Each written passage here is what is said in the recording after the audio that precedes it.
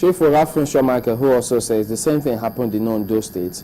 They all moved, if not most all of them, moved from Labour to the PDP, including the Speaker. And the Speaker, his security details have not been withdrawn. You know why the Ondo State is peculiar? Why? Because Ondo State is peculiar to the extent that there was only one Labour party, one Labour government, and it was in Ondo.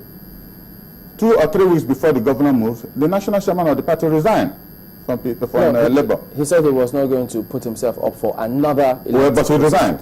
But you can now see he was making way. He didn't resign. He said, I will not contest again. I will see my term. Is he still the chairman of Labour? No, they've had another election, and a new so what I'm saying is that emerged. There's no Labour any other place. No, there is. There's still Labour. They let them go to court to challenge if they were members. It is for them to do it, or ask the police to take action.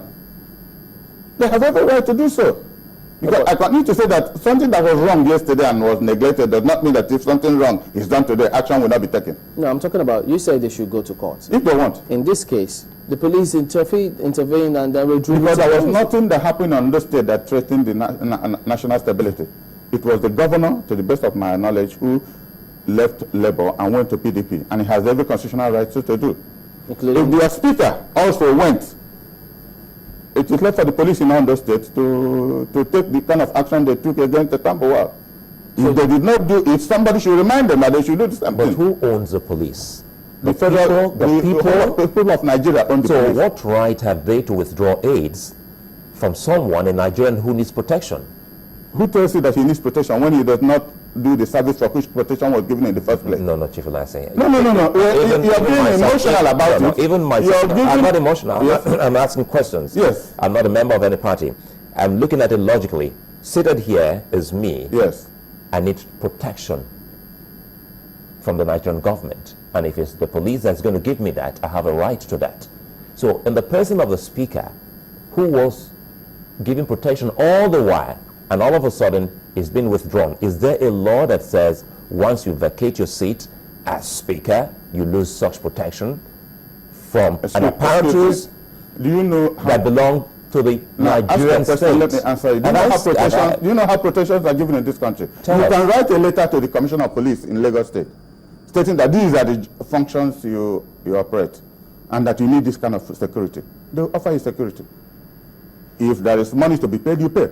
Every Nigerian citizen. You see people who own industries. I have a small industry in Enugu, but I don't need security. I rest my security on the Lord.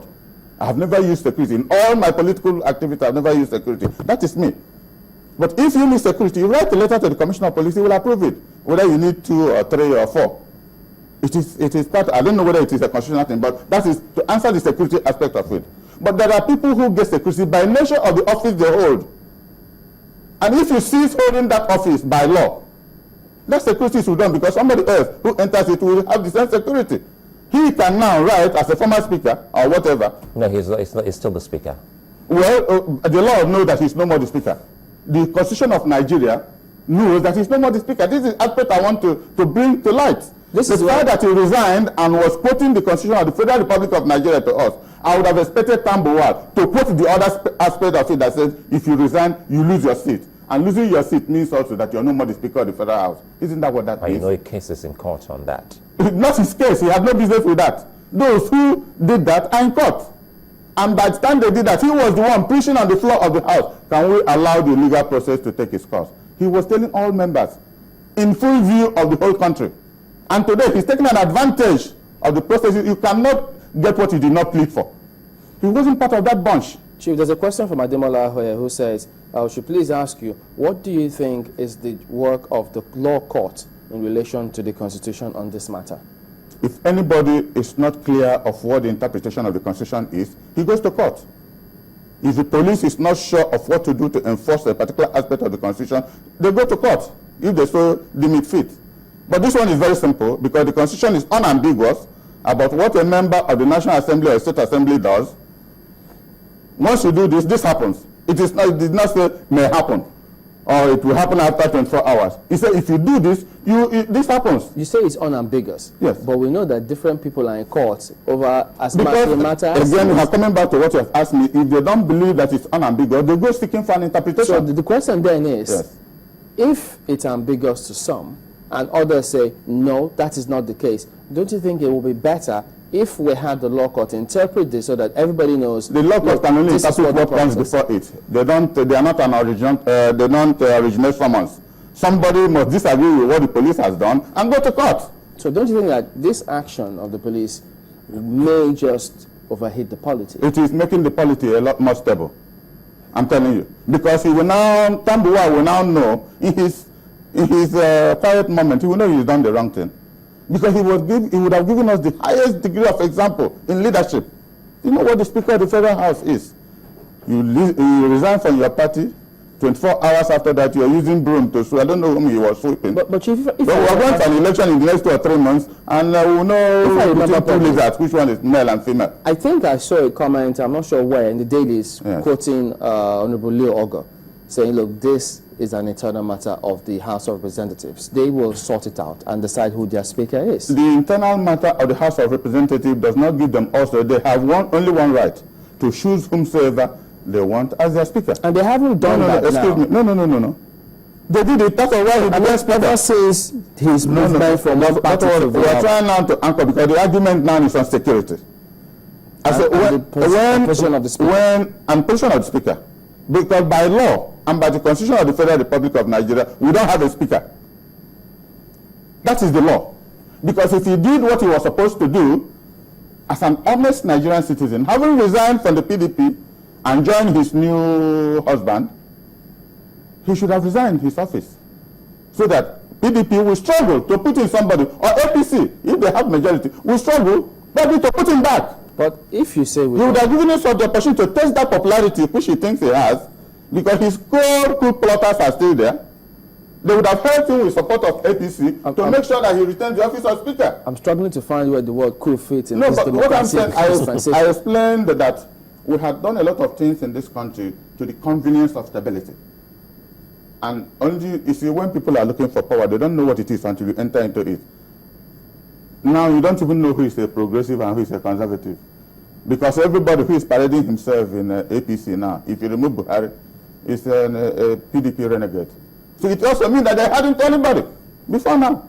Look at the encomium being poured on Kwankwaso the other day. There are many who are not in PDP. No. Tell me, running for presidency, out of the 3 that have come out, 2 are PDP. The former vice president, Kwankwaso, and only... I thought you said everybody. No. I said the character that we now know. The character that we now know. So this is the party they are all running down, and it is the party they are fronting for presidency. Are they talking to some kindergarten children? This is democracy. No, it is democracy when you say that PDP is no use. We have poor leadership, we have this, we have this. Because they and from amongst us, you think you have convenient people who will run for your presidency. That means you don't have anybody. You have no reference to make. Because everything that was read out Kwankwaso did, he did it on the platform of PDP. I was watching, you people were in Abuja, I was watching Senator Chris Ngige from my state, saying that in 2003, when Kwankwaso lost the election, he drove to the house of Shekarau to congratulate him.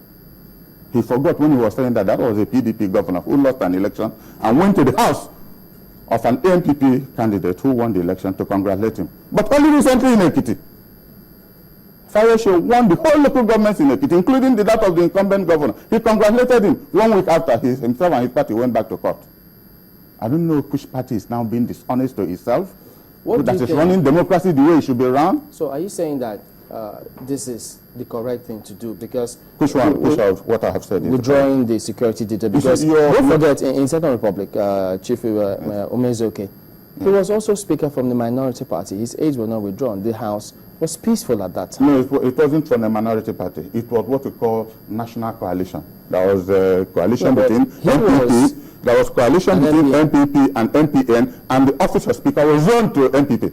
No, it was by... No? It was zoned to MP. I was then a youth leader of MPN, so I know what I'm talking about. But they said at that time that... No, it's not true. There was peace. It was quiet. No, there wasn't this rancor. We are talking of now the process. MPN found out that they could not do it alone in the House, so they entered into a national alliance with MPP. And in sharing offices, they said, now we hold the presidency, we will hold it, and the man from Ogoja, Joseph Wires, was Senate president, and then they gave Speaker to MPP. That's what happened. And the whole House, it was unanimous. We didn't lose 1 vote They gave him. So that was an arrangement. Again, this kind of arrangement I'm talking about, that my party sits down and makes sure that every component part of this country is fully represented. And somebody decides, because of personal voting ambition, to thwart what the party has done.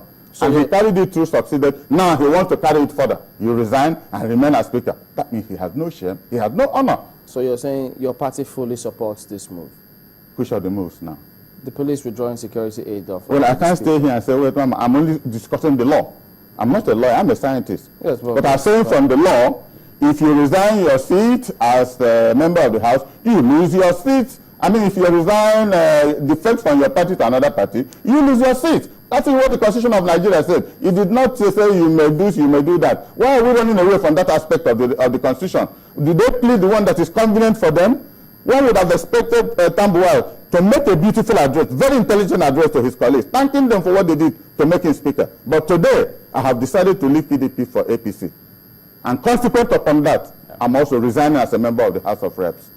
If nobody ever did it in the past, it would have remained a reference. It would have remained a reference point for the rest of the history of this country. That somebody will make a reference that a time there was when somebody like this will have something like this. All right, thank you very much. Chief Daniel Ulasi is the former chairman of the PDP in Anambra State. Thank you for coming on this morning. Thank you. Unfortunately, I hadn't time because I wanted us to have discussed the emerging presidential candidates with the rest of the parts. We'll do it some other time. Enough time. All the time we have. You see, time flies when you're having fun, Chief.